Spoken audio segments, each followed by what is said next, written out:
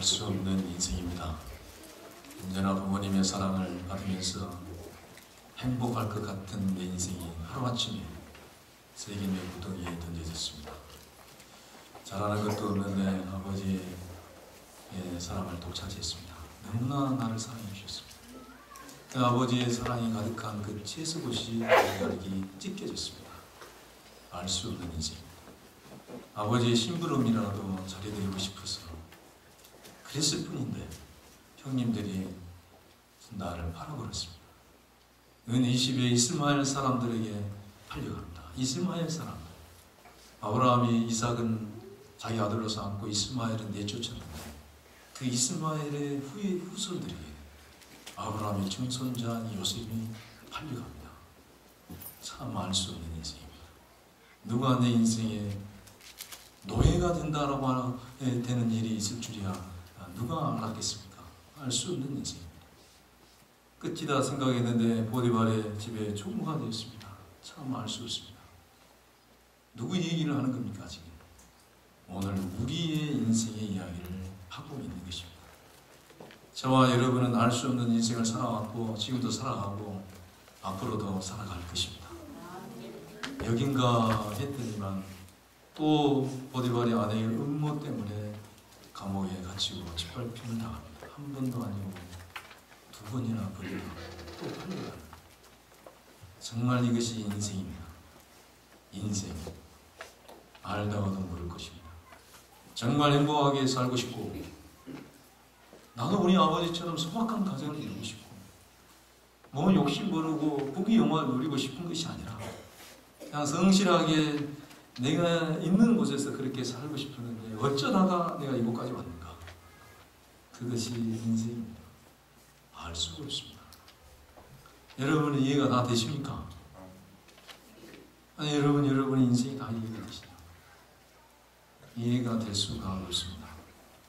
그것이 바로 하나님의 예절하심입니다. 형통한 날에는 기뻐하고 공고한 날에는 뒤돌아보아라.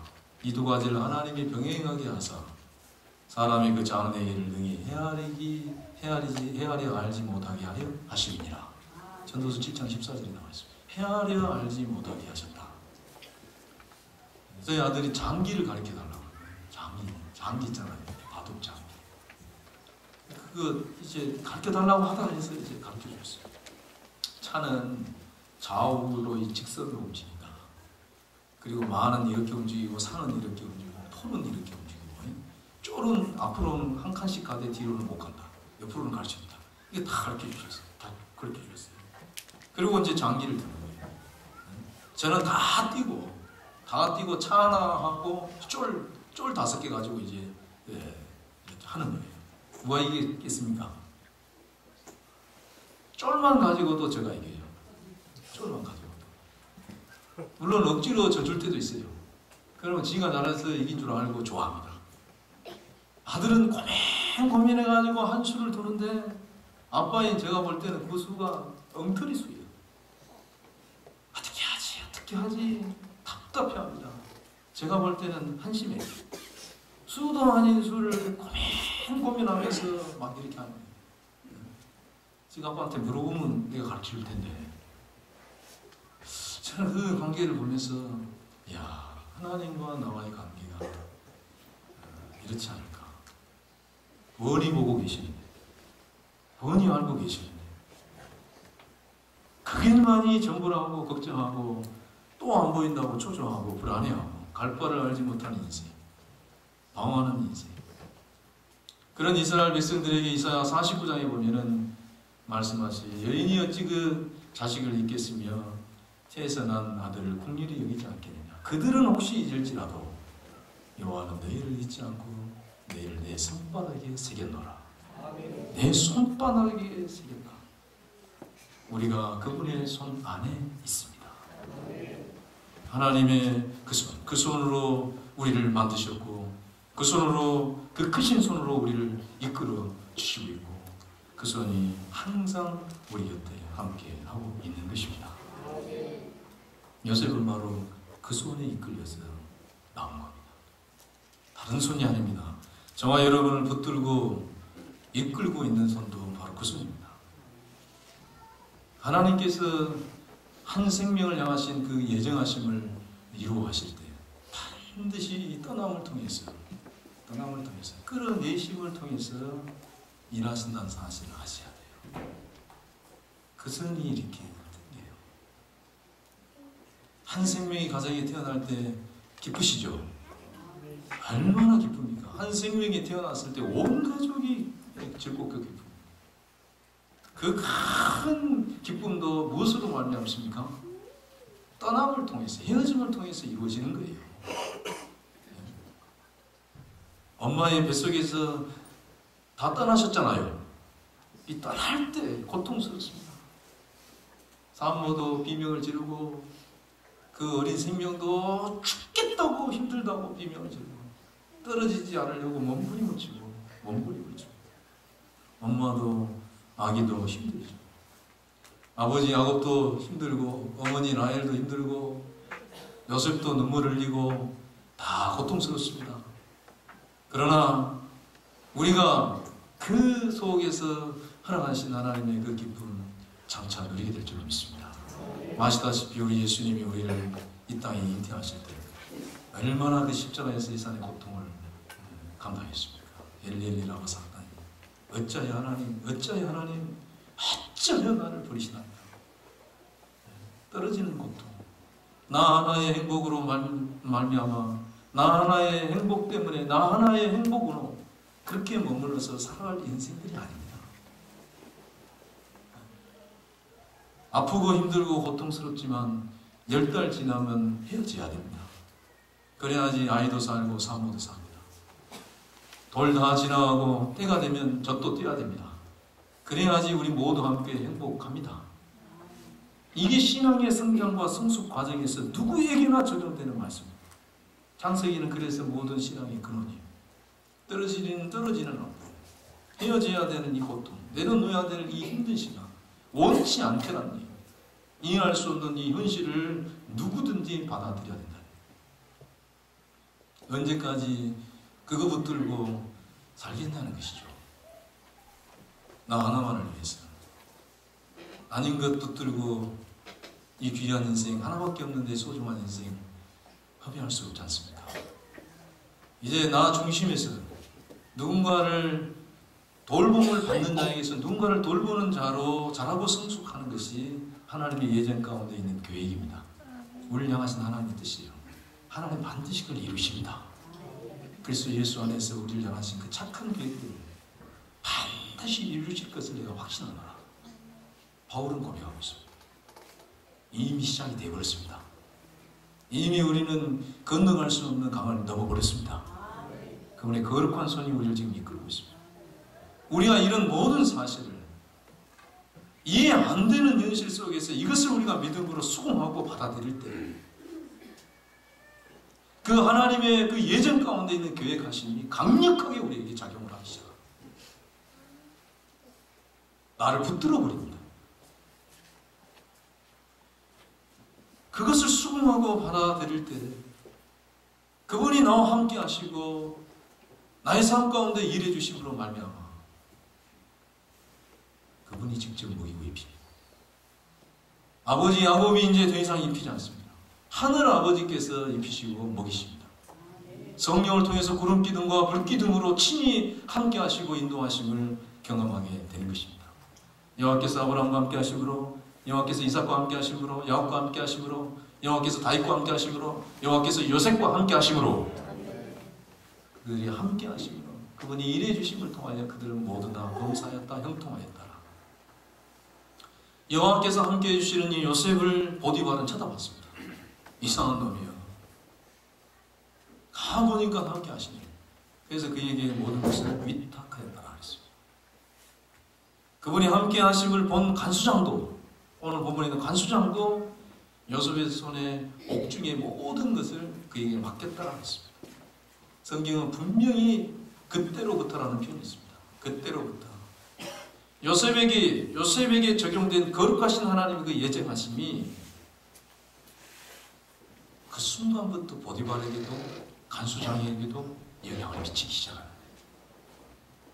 여호와의 복이 그의 집과 밭과 모든 소유에 미친다. 감옥의 모든 일이 형통하더라.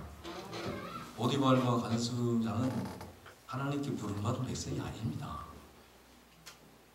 그들은 함께 계신 분을 바라보고 요셉에게만 위탁했을 뿐이에요.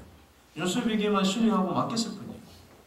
그 요셉이 하나님께 붙어있기 때문에, 하나님께서 그를 붙들고 있기 때문에 붙어있는 사람에게 위탁하고 붙어있는 사람을 신뢰하고 내가 맡겼더니, 쉽게 말하면 보디발의 간수장이 요셉에게 붙어만 있으니까 그분의 것이 흘러오더라. 할렐루야. 이 놀라운 신비의 말씀입니다. 그들은 도무지 의가 하나도 없습니다. 그냥 단지 붙어 있기만 했을 뿐이에요. 우리 초말로 어렸을 때 우리 이제 섬에서 그 친구들하고 놀 때요. 무슨 놀이 중에 하나가 뭐냐면, 학교 선생님인데 또 사투리 쓴다. 찐따다 묶기라고 그 놀이가 있습니다. 찐따다 묶기. 여기 소나무가 하나 있고 저기 소나무가 있어요. 이 팀 저 팀 딱 나눠요. 그러면 이 팀은 이제 공격을 해요. 저쪽 소나무를 터치를 하면 이기는 거예요. 그러면 이 팀은 방어를 해야 되는데 어떻게 방어하냐면, 그 소나무에서 손이 떨어지면 지는 거예요. 소나무에 손이 딱 붙어 있고 그 손에 또 누가 잡고 있고 이렇게 해가지고 못 오도록 이렇게 방어를 해. 그러면 살아요. 근데 이 손을 놔버려요. 그러면 공격하는 사람이 터치를 타가면서 죽었어잉? 딱 죽어서 이렇게 한빛쪽에 가서 딱 서 있어야 돼. 그러나 소나무만 붙어있고 붙어있는 사람 손만 계속 붙어있으면 계속 살아요. 계속 살아. 그러니까 그 소나무가 어떻게 보면 생명의 역할을 감당하고, 생명나무처럼 그게 딱 서 있는 거예요. 그것만 붙어 있습니다. 안 죽어요. 보디발과 간수장은 하나님께 붙어 있는 자가 아닙니다. 누구에게 붙어 있었습니까? 그분이 보내신 자에게 붙어 있었던 것입니다. 위탁했더라, 맡겼더라. 잘 보세요.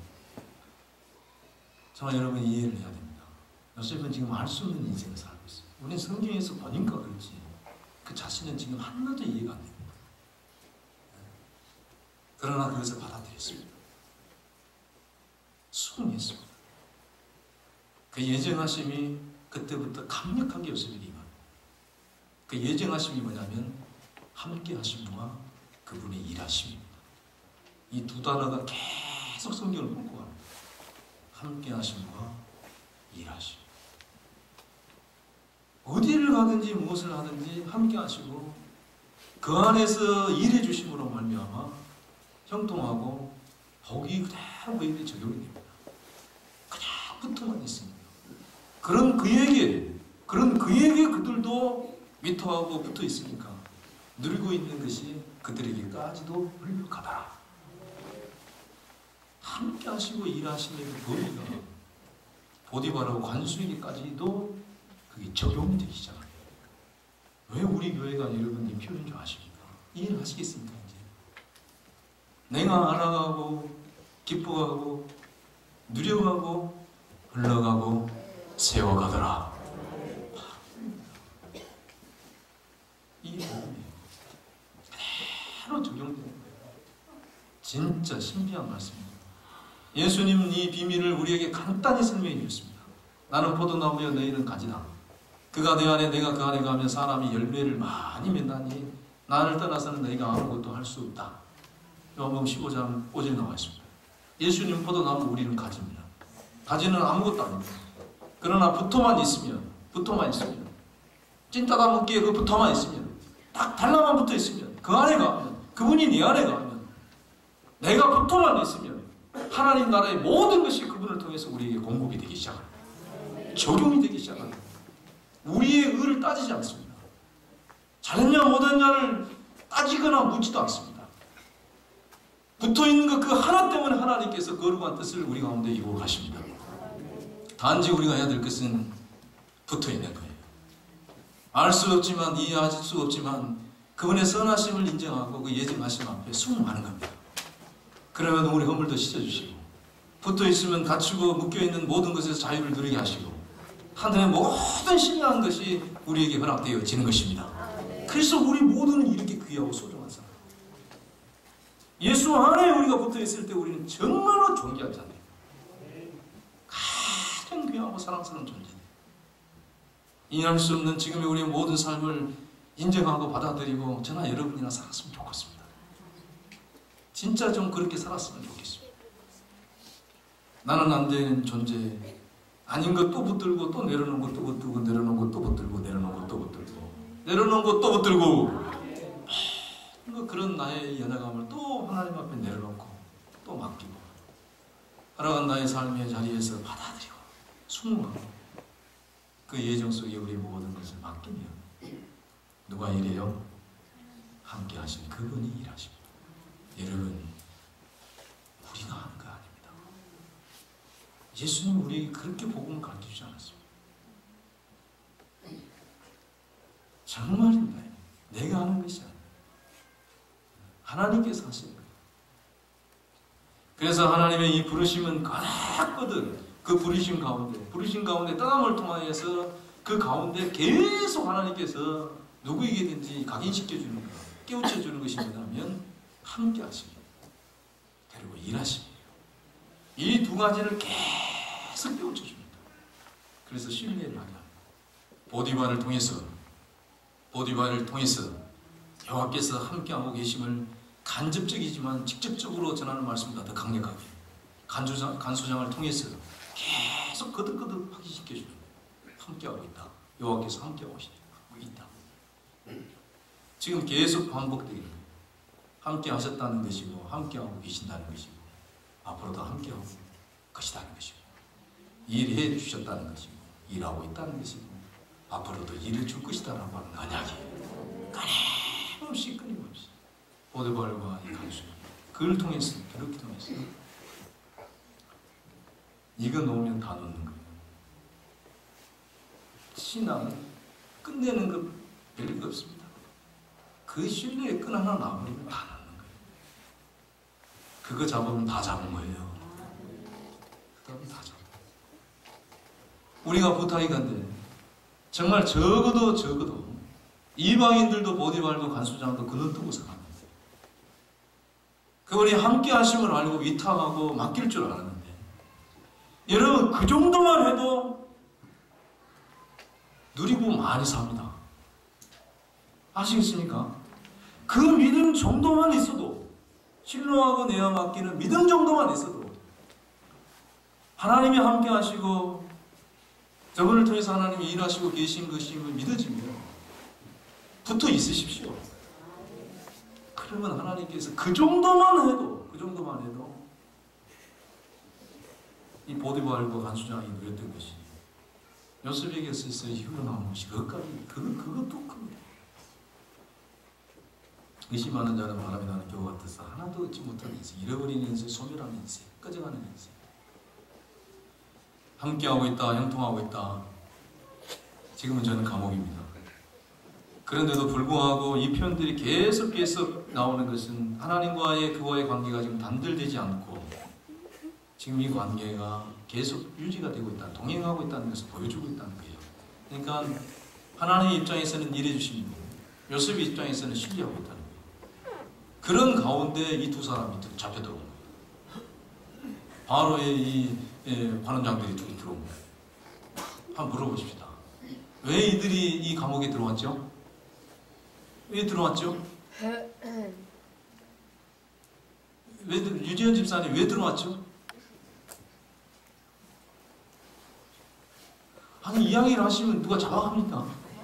왜 그들이 감옥에 들어왔죠? 오늘 성경 1절에 나왔잖아요. 뭐라고 나왔죠? 네?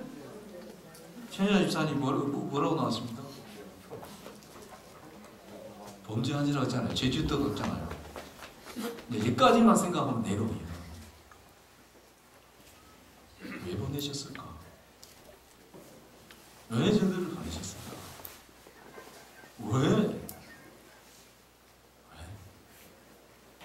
왜 하나님 왜 보내셨을까? 우리의 신앙생활 속에서 그분과의 관계 안에서 제일 중요한 것이 왜?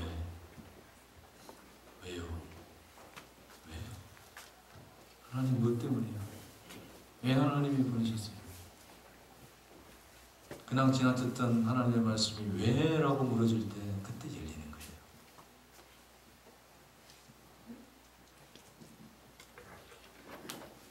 분명 그 안에서 얻어지는 것이 큽니다.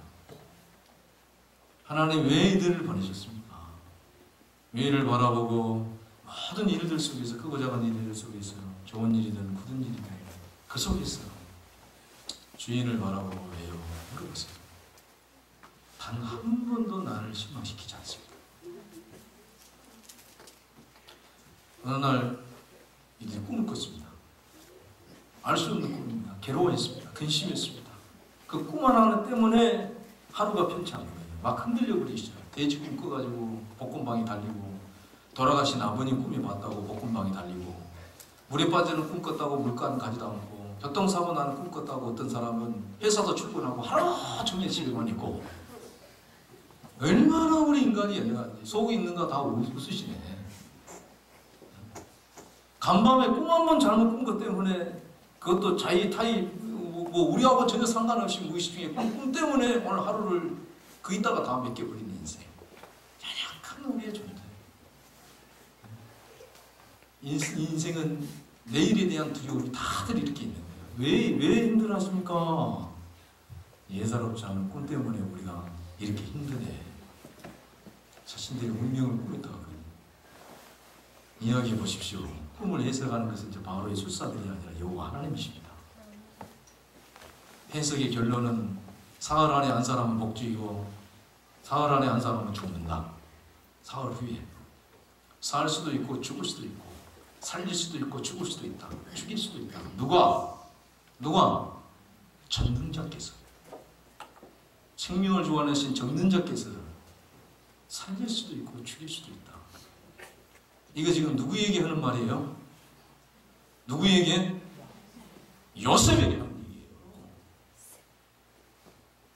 하나님의 관심은 관수장인들이 아니에요. 요셉이에요. 하나님께서 그 말씀을 하시기 위해서 그들을 보낸 거예요. 깊은 감옥 생활, 정처 없는 이 엉글림의 이 생활. 왜 이렇게 내 인생이 재미도 즐거움도 행복도 없는가? 아니 도대체 나는 언제까지 이렇게 내 인생에 이런 풀리지 않는 숙제 가운데 살아가야 되는가?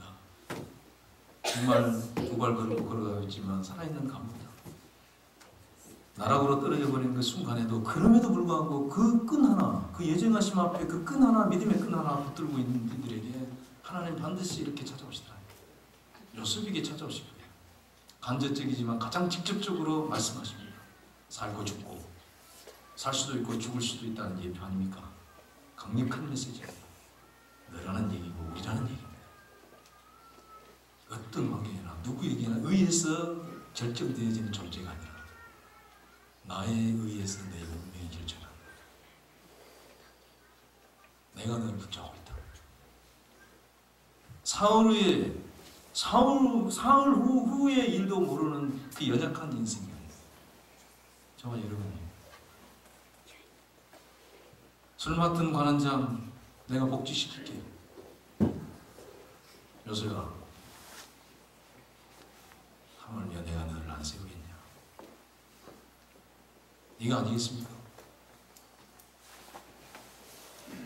택함받지 않는 저 백성도 내가 저들을 들어세우는 것은 내가 반드시 너를 세우리라.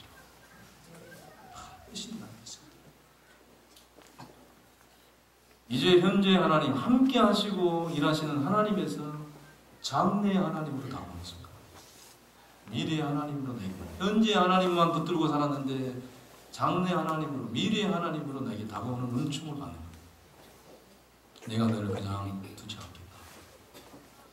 내가 네 인생에 지금도 개입하고 있고 반드시 이렇게 세울 것이고, 내가 건져낼 것이고, 이 깊은 어둠의 수렁에서, 이 깊은 아픔의 감옥에서, 이 찬찬 서름의 고통에서 반드시 이 현장에서 내가 너를 건져내리라. 오늘 저에게 주시는 말씀, 여러분에게 주신 약속인 줄 믿습니다. 그렇게 주님이 밀어주세요. 부리신 자와 함께 하시고 임만된 하시고 여호와 이레 되심으로 준비하시고 여호와 니시 되셔서 승리하게 하신 하나님, 이 하나님께서 우리가 하면 되냐. 욥은 그 고통 중에 그거 하나 잡았잖아요. 욥기 23장 14절에 보면 이런 일이 그에게 많이 있네. 무엇이? 그가 작정하신 일 반드시 이루실 것이라. 이런 일이 그에게 많이 있느냐고 했습니다. 많이. 그들은 다 그렇게 알 수 없는 인생을 살았지만, 믿음의 많은 선조들도 그렇게 살았지만, 그들은 다 결국은 노래하고 찬양했습니다. 결국은 그 하나님의 그 선하심의 그 일하심을 믿고 붙들고 살 때 그 인생은 한 명도 후회하는 인생이었습니다. 우리도 이렇게 한번 걸어가 보십시다. 보디발과 간수장을 통해서 계속 보여주는 것이, 보디발과 간수장을 통해서 내가 너와 함께하고 있다는 것을 보여주는 거예요. 이게 현재 하나님의 역사입니다. 그러나 술 맡은 관원장을 통해서 하나님께서 그 얘기는 뭐냐면, 내가 네 미래의 하나님이다. 사흘 후가 아니라 내 인생을 책임지는 하나님이다. 내일이 하나님이다. 한마디로 정리를 하면, 이 전체적인 걸곡을 한마디로 정리하면, 제가 오늘 설교 제목에 붙어 있으라. 오늘도 내일도. 붙어 있으라. 오늘의 하나님도 내일의 하나님도. 그분께 붙어 있으라. 그분을 바라봐라. 이해할 수 없는 인생을 살아가는 오늘 저와 여러분에게 하나님은 오늘 나의 하나님이 되시고 또 내일의 나의 하나님이 되십니다. 이거 잊지 말고 살아갔으면 좋겠습니다. 술 관한 자에게 목적할 때 날 좀 잊어버리지 말고 꼭 좀 기억해라.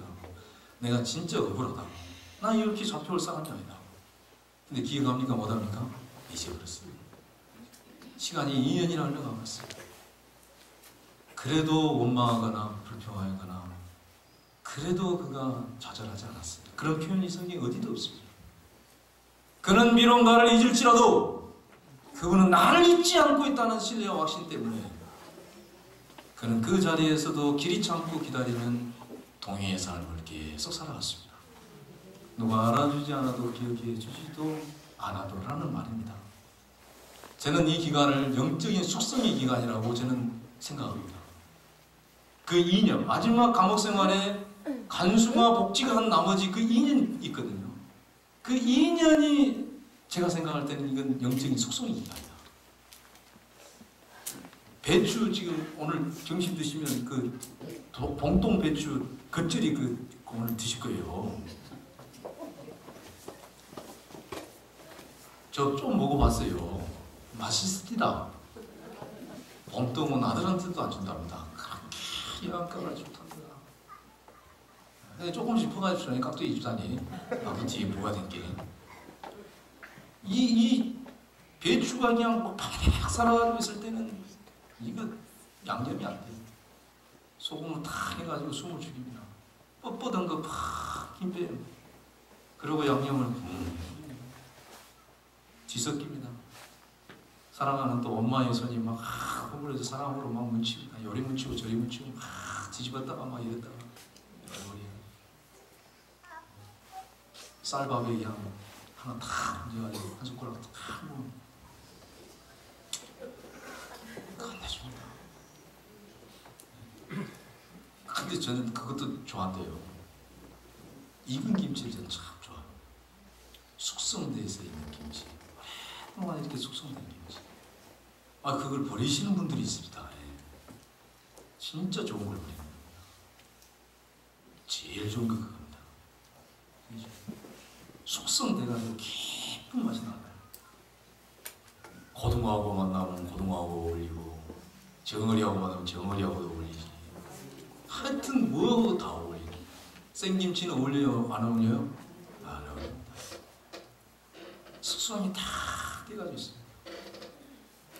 그 인연이 요셉이 이 내공이 쌓인 내공이라니까 좀 이상합니다. 이 영적인 숙성입니다. 술 맡은 관원장이 복직한 그 마지막 2년 감옥 생활은 이건 그를 넓히는 시간이에요. 깊이 들어가는 시간. 만나게 익어가는 시간이고 깊이 잠시 영적인 언어로 잠심하고 기다리는 시간. 깊은 묵상을 통해서 그분과 관계로 들어가는 시간. 하나님을 오래 기다림으로 하나님의 뜻을 맛보고 드리는 시간. 쓰임 받으려면 저에게 적용을 할 때 2년은 숙성 과정이 있어야 되겠다. 귀로 듣는 신앙에서 눈으로 보는 신앙으로 자라가기는 과정 속에 아픔과 고난이 있다. 이게 욥기고, 눈으로 보는 신앙에서 이제 묵상함을 통하여 하나님과의 깊은 관계로 나아가는 신앙이 시편입니다. 그 하나님과의 관계 안에서 지혜와 지식의 것이 공급이 된 것이 잠언이고, 잠언의 신앙입니다. 하나님께서 그 잠언서를 통해서 허락해 주신 것을 통해서 아닌 나를 알게 하시고 깨닫게 하시는 것이, 헛되고 어떤 존재인 것을 알게 하신 것이 전도서입니다. 전도서, 잠언 전도서. 이제 그런 존재임을 깊이 깨닫고 하나님 한 분만을 갈망할 때 하나님의 사랑이 찾아오더라. 이게 아가서입니다. 그래서 시가서는 하나입니다. 그러니까 이 요셉의 경우를 본다면 제가 볼 때는 이 욥기와 시편의 이 과정인 것 같아요. 신앙의 단계거든요. 그것이 욥기, 잠언전도, 아가서가 그냥 쓰이는 순서가 아니라 신앙의 단계를 정확하게 펴놨습니다. 깊은 고난 속에서 이미 요셉은 귀로 듣던, 아버지에게 듣던 이 신앙에서 이제 바라보는 신앙으로 이미 서버렸어요.